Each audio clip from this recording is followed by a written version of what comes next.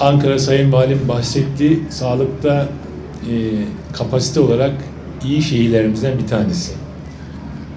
Sayın Cumhurbaşkanımızın ortaya koyduğu vizyon, koruyan, geliştiren ve üreten sağlık sistemi ve sağlıklı Türkiye. Sağlıklı Türkiye denince de önce insanlarımız hastalanmadan sağlıklarını koruyacak ve onları nasıl sağlıklı kalacağı konusunda bilinçlendirmeye, kültürlerini arttırmaya ve en yakın alanda onlara bu hizmeti ve sağlık hizmetini sunabilecek alanlar bizim için çok değerli hale gelmiş durumda.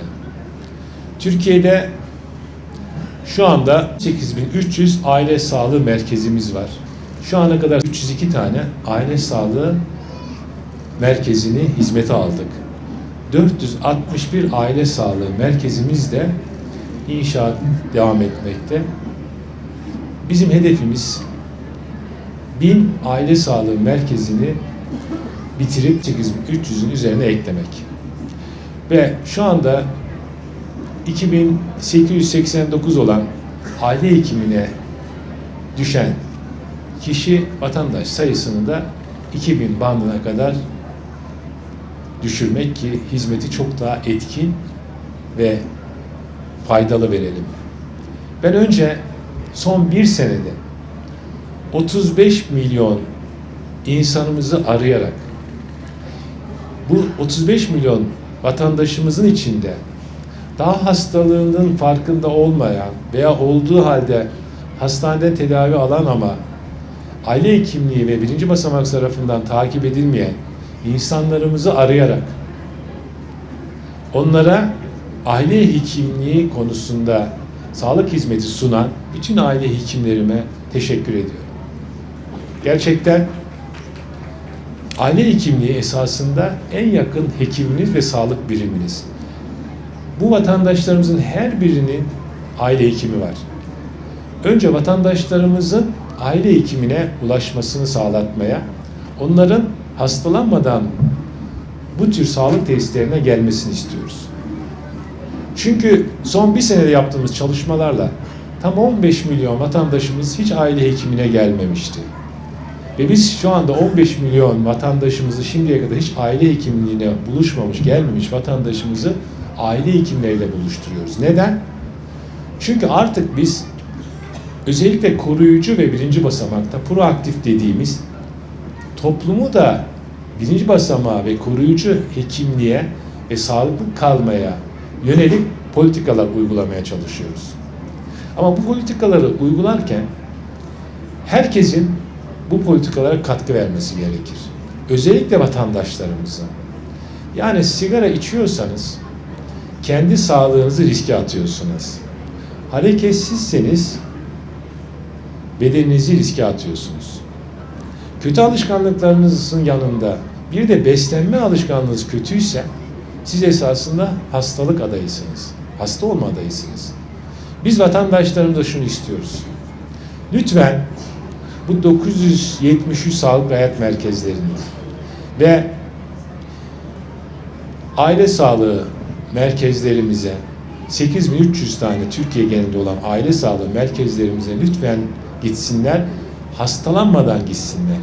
Sadece ilaç yazdırmak için ve hastalandıkları için değil, esasında bedenlerini ve sağlıklı kalmalarını sağlayacak bu teşkilatımızın bu fertlerini, esas omurgasını ziyaret edip sağlıklı kalmalarını sağlatmamız lazım. Nasıl besleneceğiniz konusunda aile hekimi sizi yönlendirecektir. Diyetisyenlerimiz yönlendirecektir.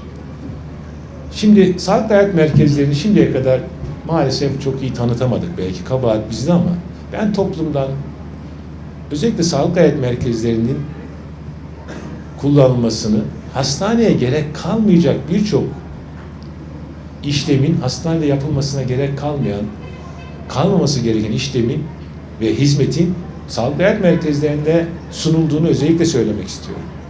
Bugün Sincan'da 3 tane, bu 3 tane sağlık hayat merkezimiz var. Peki sağlık hayat merkezlerinde ne yapıyoruz biz? Diyetisyen nasıl besleneceğinizi, neyle besleneceğinizi, kilo risklerinizi hepsini size anlatacak. Üstelik de hem aile sağlığı merkezinden, aile hekimi tarafından hem hastaneden sağlık hayat merkezine randevu alınabildiği gibi aynı zamanda ihtiyacı duyan vatandaşlarımızın da direkt MHRS üzerinden sağlık hayat merkezlerinde diyetisyene randevu alabildiğini özellikle belirtmek istiyorum. Başka ne yapıyoruz? Psikologlarımız var sağlık hayat merkezlerinde. Psikologlarımız hem alışkanlıklar için olsun, hem ruhsal bunaltılar için olsun, her an sağlık hayat merkezlerimizde hazır size topluma bu konuda bilinçlendirmeye veya gerekli önerileri vermekte. Fizyoterapistimiz var sağlık hayat merkezimizde. Fizyoterapistimizde yaşlımızdan gencimize herkese fizik tedavi ile ilgili danışmanlık, hareketlilikle ilgili öneriler. Bunun yanında özellikle bayan vatandaşlarımıza söylüyorum. Bugün her sağlık hayat merkezimizde pilates salonlarımız var. Böylece fizyoterapistler eşliğinde esasında hareket kısıtlılığının geçirileceği, iyileştirileceği, aynı zamanda da pilatesle bunları kilo anlamında da hareket anlamında da desteklenecek salonların olduğu bir sağlık hayat merkezlerinden bahsediyoruz. Bunlara direkt insanlarımız, vatandaşlarımız MHRS üzerinden randevu alabiliyorlar. Peki, çocuk gelişimcilerimiz var sağlık hayat merkezlerimizde.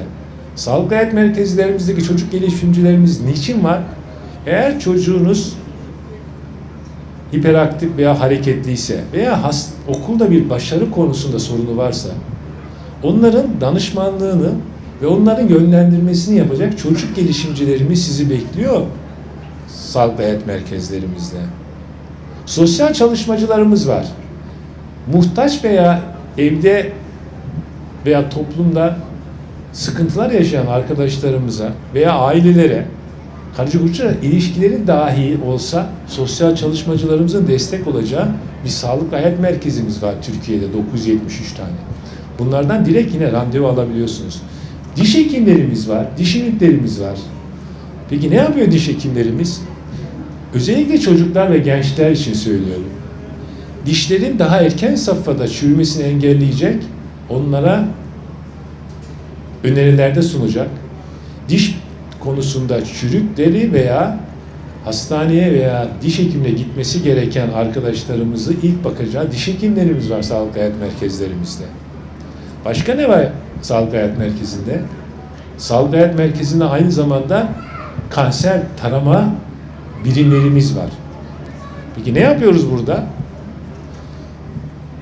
Meme kanseri, rahim kanseri ve bağırsak kanserini ücretsiz tarıyoruz ve erken safhada daha hayatlarıyla ilgili bir risk taşımayan insanlarımızı kanser olup olmadıklarını tespit ediyoruz belli yaş grubu üzerindekilere. Aynı zamanda mamografi de filmi çekiyoruz ve bunları akıllı yapay zekalarla okutuyoruz. Ve çok net söylüyorum. Son bir senede tam 19.000 vatandaşımıza erken kanser teşhisi koyarak hayatlarının değişmesine vesile oldu arkadaşlarımız. Onun için bu konuda sağlık hayat merkezleri esasında aynı zamanda sizin bu konudaki risklerinizi azaltacak vatandaşlarımıza daha kanserin en erken safhasında şifa olacak yerler bunlar. Biz ne diyoruz? Kanserden korkma, geç kalmaktan kork. İşte evinize en yakın mahallenizde, sağlık hayat merkezlerimizde sizlere, vatandaşlarımıza bu imkanları veriyoruz. Ve bunları verirken de hem aile hekiminden hem hastanedeki hekimden randevu alınabileceği gibi hekiminiz tarafından aynı zamanda da direkt kendiniz MHRS'den bu yerlere, bu birimlere hizmet alabiliyoruz. Başka ne yapıyoruz? Bugün Türkiye'de maalesef en büyük sorunlarımızdan birisi doğurganlık oranının düşük olması ve primer sezeryen yüksekliği. Biz aynı zamanda doğum ve ile ilgili buralarda danışmanlık merkezlerimiz var. Bunlarda ne yapıyoruz? Doğumun süreçlerini anne adayına hem öğretiyoruz hem de onların doğuma hazırlıyoruz. biliyorsunuz aynı zamanda biz doğum eylem planımızla anne yolculuğu diye bir mobil uygulama geliştirdik. Orada doğumun ne olduğunu, doğumla ilgili sürecin nasıl olacağını ve doğumdan sonra hem bebeğimizin beslenmesini veya bakımını hem de kendi bakımımıza hamilenin, lohusanın bakımını öğreteceğimiz bir mobil uygulamamız var. Ama fiili olarak da bütün sağlıklı hayat merkezlerimizde ebe polikliniklerimiz var. Ne yapıyoruz burada? İşte gebeyi, aynı zamanda eşini doğuma hazırlıyoruz. Yani gelip ücretsiz olarak burada her hamilenin, her gebenin, anne adayının gelip burada rahatlıkla hem eğitim alacağı hem doğumla ilgili bütün süreçleri öğreneceği hizmet sunuyoruz. Ve en önemlisi de şu, özellikle ilk gebeliği olan, ilk anne adayımız, ilk bebeğini bekleyen, hamile olan anne adayımıza seslenmek istiyorum. Annelerimize seslenmek istiyorum. İlk anneliğini yaşayacak gebelerimize son 3 ayında ebe tahsis ediyoruz. Yani sizin ister özel sektörde olsun, ister kamu hastanesinde olsun, ister üniversite hastanesinde olsun, ister muayenehane hekiminin gözetiminde ve takibinde olun.